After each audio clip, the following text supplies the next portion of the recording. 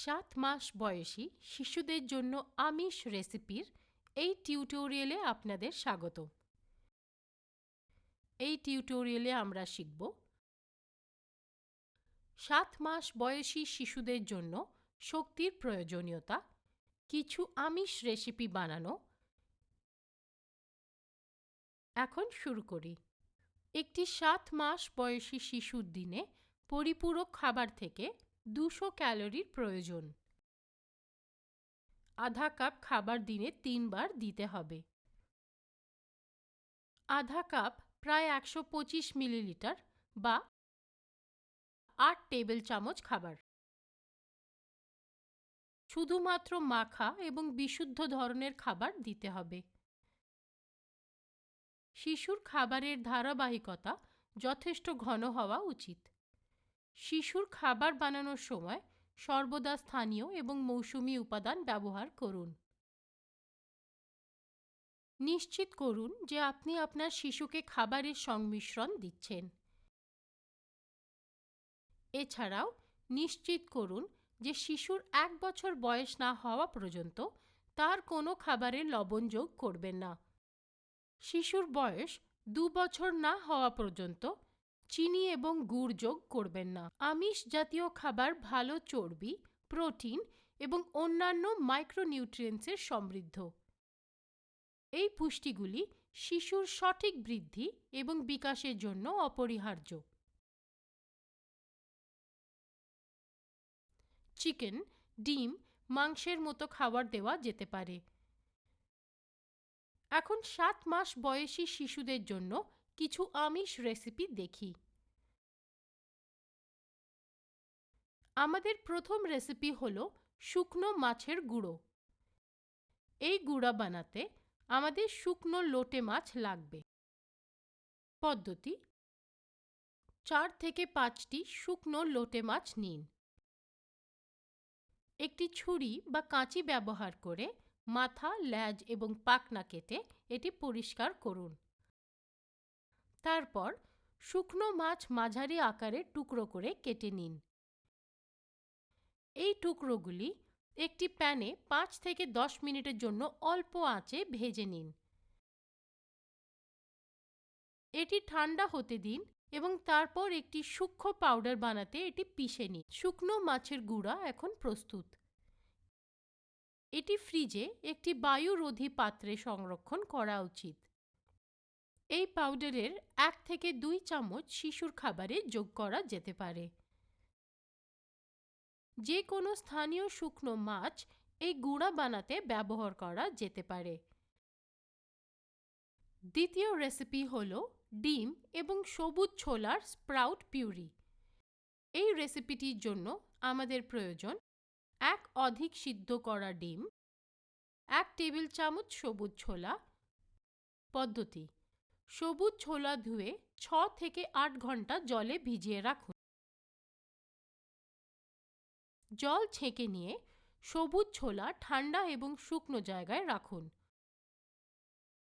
উল্লেখ্য যে অঙ্কুরোদ্গম আবহাওয়ার ওপরও নির্ভর করে। গ্রীষ্মের তুলনায় শীতকালে অঙ্কুরিত হতে বেশি সময় লাগবে।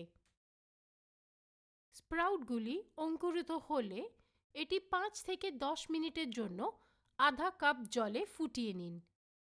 এটিকে ঠান্ডা হতে দিন এবং তারপর চামচ দিয়ে বা পরিষ্কার হাতে মেখে নিন। একটি প্লেটে অধিক সেদ্ধ করা ডিম নিন।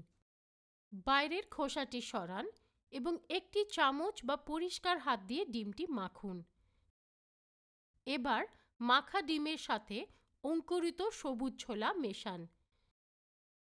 এটি এখন পরিবেশন করতে প্রস্তুত। আমাদের পরবর্তী রেসিপি হল মুরগির কলিজা এবং ছোট বাজরার পরেজ। এই রেসিপিটি বানাতে আমাদের প্রয়োজন একটি মুরগির কলিজা, 1 টেবিল চামচ ছোট বাজরা, আধা লেবু, 1 চিমটি হলুদ গুঁড়ো। পদ্ধতি: একটি পাত্রে 1 টেবিল চামচ ছোট বাজরা নিন। এটি ধুয়ে 8 থেকে 10 ঘন্টা ভিজিয়ে রাখুন। এরপর একটি পাত্রে ধুয়ে পরিষ্কার করা মুরগির কলিজা নিন। অর্ধেক লেবুর রস এবং 1 চিমটি হলুদ গুঁড়ো লাগান। এটি 15 থেকে 20 মিনিটের জন্য একপাশে রাখুন। এরপর একটি প্যানে আধা কাপ জল দিয়ে মুরগির কলিজা রান্না করুন। 7 থেকে 10 মিনিটের জন্য রান্না করুন।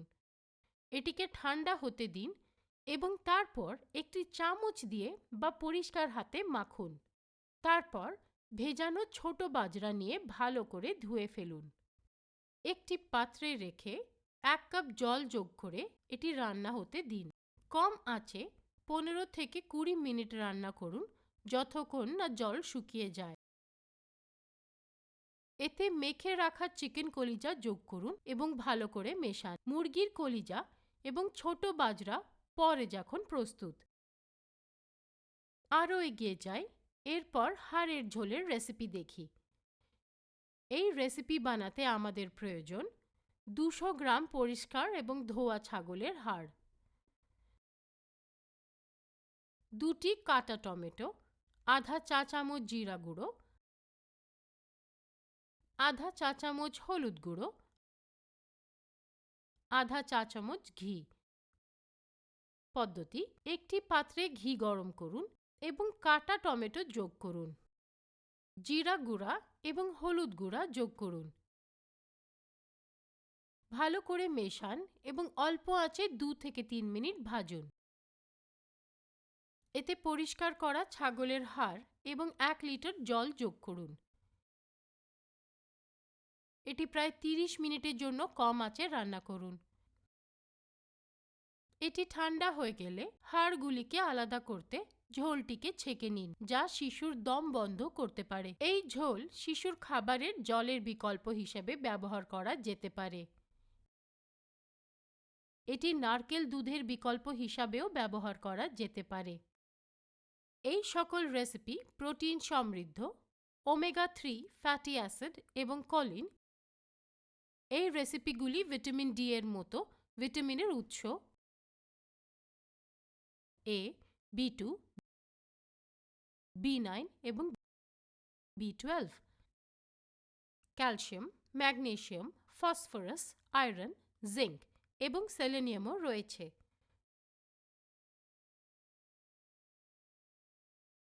সুস্বাস্থ্যের জন্য এই রেসিপিগুলি শিশুর খাদ্য তালিকায় অন্তর্ভুক্ত করুন। এটি আমাদের টিউটোরিয়ালের শেষে নিয়ে আসে। অংশগ্রহণের জন্য ধন্যবাদ।